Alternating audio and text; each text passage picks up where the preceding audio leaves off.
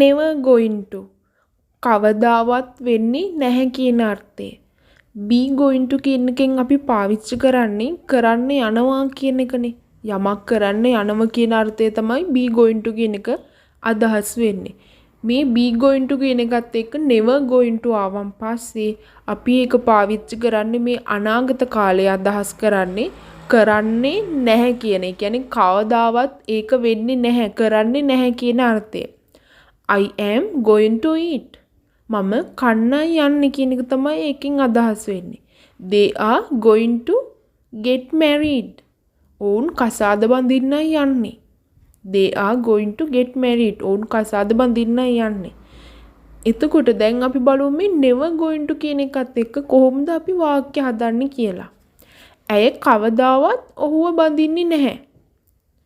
කවදාවත් කරන්නේ නැහැ. ඒ කියන්නේ අනාගතයේ අදහස් කරන්නේ ඇය කවදාවත් ඔහුව බඳින්නේ නැහැ.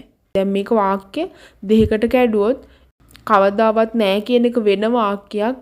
ඇය ඔහුව බඳින්න යනවා කියන එක තව වාක්‍යයක්. ඇය ඔහුව බඳින්නයි යන්නේ. She is going to get married him. ඇය ඔහුව බඳින්නයි යන්නේ. ඇය කවදාවත් ඔහුව බඳින්නේ නැහැ. She is never going to get married him. She is never going to get married him. ඇය කවදාවත් ඔහුව බඳින්නේ නැහැ. ඔහු කවදාවත් ඒක තේරුම් ගන්නේ නැහැ. ඔහු තේරුම් ගන්නයි යන්නේ. එහෙම හිතුවොත් ඔහු තේරුම් ගන්නයි යන්නේ. He is going to understand. නැත්නම් get it කියලා ගන්නත් පුළුවන්. He is going to get it. ඔහු තේරුම් ගන්නයි යන්නේ. ඔහු කවදාවත් ඒක තේරුම් ගන්නේ නැහැ. He is never going to get it. He is never going to get it. ඔහු කවදාවත් ඒක තේරුම් ගන්නේ නැහැ. මම කවදාවත් ඒක කරන්නේ නැහැ. I am never going to do it.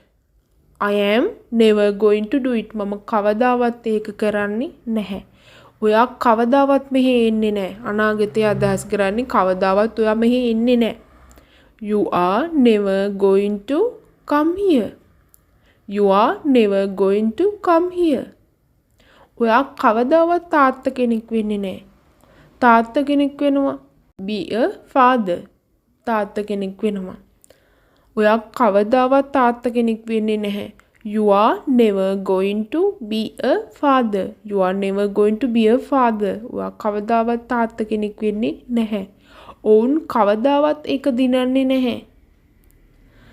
They are never going to win it. They are never going to win it. ඔවුන් කවදාවත් ඒක දිනන්නේ නැහැ.